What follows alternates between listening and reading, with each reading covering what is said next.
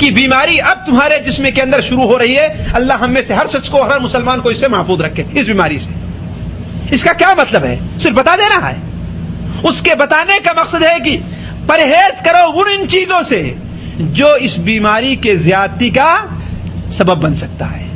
یہی تو مقصد ہوتا ہے نا، اس کے بتانے کا یہی تو مقصد ہوتا ہے۔ کوئی بیماری ہو کہ ذرا دیکھو، اس وقت سکر کی بیماری تمہارے جسم میں پیدا ہو رہی ہے لیکن ابھی بالکل کاؤنٹر پر ہے، اس کا مطلب کیا ہے کہ وہ چیزیں، وہ غذا، وہ چیزیں استعمال کرنے سے تم بچو جس سے سکر کی بیماری زیادہ ہو، ہے کہ نہیں؟ یہ نہیں ہے کہ پہلے اگر 1 کپ چائے پیتے تھے تو آپ 4 کپ پینے لگے اور خوب چینی ڈالنے لگے، 1 چمچہ 1 کپ میں ڈالتا 3 چمچے ڈالنے لگے، اس کا مطلب تو ہوا نا، وہ بیوقوف سمجھایا کہ سمجھائے گا؟ تو نبی صلی اللہ علیہ وسلم نے یہ چیزیں جو ہمیں اور آپ کو بتائی ہیں، اس کا مطلب کیا ہے؟ صرف سن لینا اور اڑا دینا نہیں ہے، بلکہ حتی الامکان ہم اور آپ اس سے پرہیز کریں، اس سے بچنے کی کوشش کریں۔ تو آپ صلی اللہ علیہ وسلم نے ارشاد فرمایا کہ کثرت سے فتنے پیدا ہوں گے۔ بہت سی حدیثیں ہیں، اگر صرف فتنوں کی حدیثیں میں آپ کے سامنے رکھتے جاؤں تو وقت گزر جائے گا، اس سے متعلق صرف ایک حدیث میں آپ کے سامنے رکھتا ہوں۔ اللہ کے رسول صلی اللہ علیہ وسلم نے ارشاد فرمایا کہ فتنہ احلاس پیدا ہوگا۔ حضرت عبداللہ ابن عامر بیان کرتے ہیں، ابو داؤد شریف کے اندر روایت ہے کہ ہم لوگ نبی صلی اللہ علیہ وسلم کی خدمت میں بیٹھے ہوئے تھے، آپ نے فتنوں کا ذکر فرمایا، یہاں تک کہ آپ نے احلاس کا فتنہ فرمایا۔ احلاس جانتے ہیں کیا چیز ہے؟ احلاس جمع ہے حلس کی۔ حلس کے معنی ہوتا ہے چٹائی اور بوریا کے۔ پہلے لوگ کس پر بیٹھتے تھے؟ چٹائی اور بوریا پر۔ قالین کہاں ملتے تھے؟ اب تو بیچارہ اگر مسجد کی صفائی کرتا ہے وہ بھی اپنے گھر میں آ کر کے قالین کے اوپر بیٹھتا ہے، یہاں پر خصوصاً سعودیہ کے اندر ورکشاپ میں کام کرتا ہے پھر بھی وہ قالین پر بیٹھتا ہے کہ نہیں؟ ہم جیسا کوئی شخص ہے اپنے بچوں کو پورا کھانا بھی نہیں کھلا سکتا، وہ بھی کیا ہے اپنے گھر کے اندر بساند اور قالین رکھے ہوئے۔ لیکن عام طور پر پہلے زمانے میں کیا تھا؟ لوگ چٹائی اور بوریا پر بیٹھا کرتے تھے۔ تو چٹائی اور بوریا کہتے ہیں اسی کو حلس کہتے ہیں۔ اسی کو کیا کہتے ہیں؟ حلس، یعنی جس طریقے سے بیٹھنے والے کے جسم سے چٹائی اور بوریا بالکل ملی رہتی ہے، دور رہتی، کوئی ایسے بیٹھتا ہے چٹائی کے اوپر بیٹھے تو ایسے بیٹھے گا نا، جیسے چپکی رہتی ہے، اسی طریقے سے وہ فتنہ لوگوں کے ساتھ چپک جائے گا۔ وہ فتنہ لوگوں کے ساتھ چپک جائے گا، لوگوں کو چھوڑے گا نہیں، ہر آدمی اس کے اندر نہ چاہتے ہوئے بھی ملوث ہو جائے گا، ہے کہ نہیں؟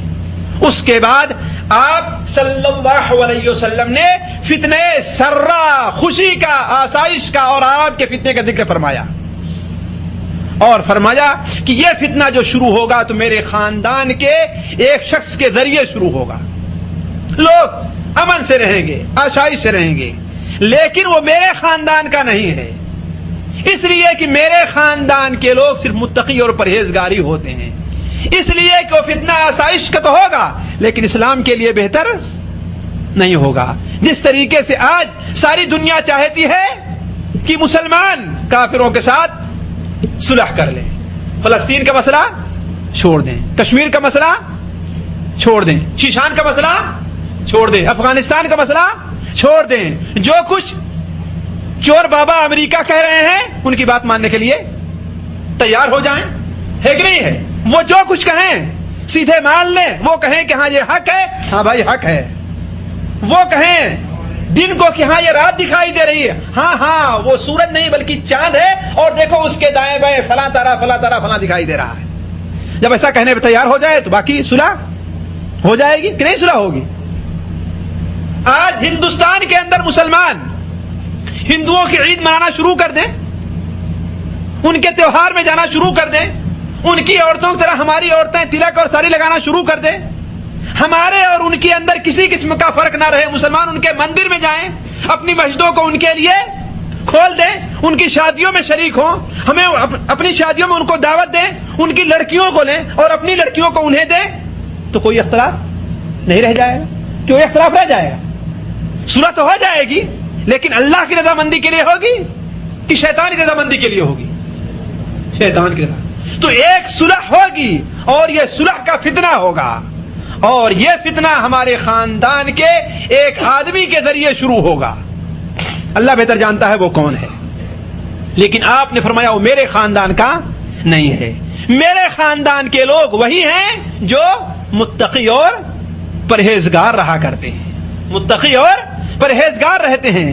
اس کے بعد آپ نے فرمایا کہ لوگ ایک ایسے شخص کے ہاتھ پر بیعت کریں گے جو بالکل فٹ بال مزاج ہوگا، یعنی اس کے اندر مستقل مزاجی نہیں ہوگی، وہ حکومت کا اہل نہیں ہوگا۔ پھر اس کے بعد کالا فتنہ پیدا ہوگا۔ کیسا فتنہ پیدا ہوگا؟ کالا فتنہ پیدا ہوگا کہ اس امت کے کسی شخص کو بھی بغیر تماچا مارے نہیں چھوڑے گا، یعنی امت کا ہر آدمی اس سے متاثر ہوگا، اور وہ فتنہ اتنا لمبا ہو جائے گا، اتنا لمبا فتنہ ہوگا کہ لوگ تمنا کریں گے کاش کہ اس سے فرصت مل جائے۔ جب یہ صورت پیدا ہوگی تو دنیا کے لوگ دو گروپ کے اندر بٹ جائیں گے۔ اس گروپ میں بٹنے سے پہلے ہمیں اور آپ کو چاہیے کہ سوچ لیں کس گروپ کے اندر ہمیں شریک ہونا ہے، ہمیں کس گروپ میں شامل ہونا ہے، ہمیں کس گروپ کی تائید کرنی ہے، اور اس کے حالات، اس کے آثار میری ناقص سمجھ کے مطابق بالکل کھل کر کے ظاہر ہونے والے ہیں کہ کس کا ساتھ دینا ہے، میرا ساتھ دینا ہے یا کہ فلاں کا ساتھ دینا ہے۔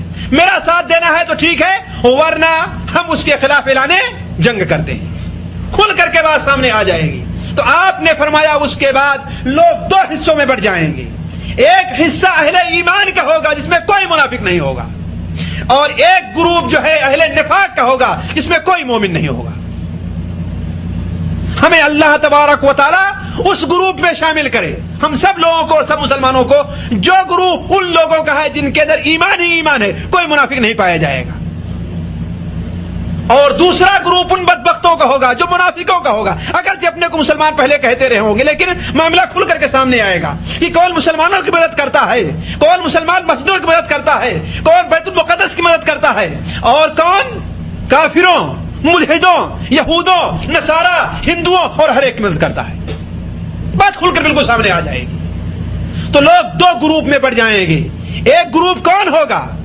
جو اہل ایمان کا ہوگا جس کے اندر کوئی منافق نہیں ہوگا، اور دوسرا گروپ کس کا ہوگا؟ اہل نفاق کا ہوگا جس کے اندر کوئی مومن نہیں ہوگا۔ نبی صلی اللہ علیہ وسلم نے فرمایا جب یہ صورتحال پیدا ہو جائے تو دجال کے خروج کا اسی دن انتظار کرو یا اس کے دوسرے دن انتظار کرو، یعنی اس کا مطلب کہ دجال کا خروج بہت ہی قریب ہوگا۔ تو عرض کرنے کا مقصد یہ ہے کہ میری اپنے ذاتی مطالعے کے مطابق مہدی کے ظہور سے پہلے دنیا کے اندر کثرت ہو جائے کس کی؟ فتنے کی، بہت فتنے پیدا ہو جائیں گے۔ اور دوسری علامت مہدی کے ظاہر ہونے سے پہلے یہ ہوگی کہ دشمنان اسلام کا قبضہ عمومی طور پر بلاد اسلامیہ پر ہو جائے گا، خواہ خود حکومت کریں یا ان بادشاہوں سے حکومت کروائیں جو بادشاہ ان کے حامل آئیں، ہے کہ نہیں؟ عمومی طور پر بلاد اسلامیہ پر قبضہ کیا ہوگا؟ کس کا ہو جائے گا؟ اسلام کے دشمنوں کا ہوگا، چاہے وہ یہود کی شکل میں ہوں، چاہے وہ ہنود کی شکل میں ہوں، چاہے وہ عیسائیوں کی شکل میں ہوں، چاہے وہ بت پرستوں کی شکل، کسی بھی شکل میں ہوں، عمومی طور پر مسلمان ممالک کا قبضہ ان کے ہاتھ میں ہو جائے گا، حتیٰ کہ ہو سکتا ہے کہ مسلمان صرف مدینہ منورہ کے اندر محصور ہو کر کے رہ جائیں۔ نبی صلی اللہ علیہ وسلم کا فرمان سنن ابو داؤد وغیرہ میں ہے، حضرت عبداللہ ابن عمر رضی اللہ تعالیٰ عنہ کی روایت کہ آپ نے فرمایا یوشک ان یحاصر المسلمون الی المدینہ، قریب ہے کہ مسلمان گھیر لیے جائیں مدینہ منورہ کے اندر، اور ان کے دور کی فوجی چھاونی کہاں پر ہو؟ سلاح کے اندر ہو، اور سلاح کہاں ہے؟ خیبر کے قریب ایک جگہ ہے، خیبر کے قریب ایک جگہ ہے۔ تو عام طور پر جزیرے عرب اور مسلم ممالک کے اوپر کس کا قبضہ ہو جائے گا؟ غیر مسلموں کا ہوگا، خواہ ڈائریکٹ رہے یا ان ڈائریکٹ رہے۔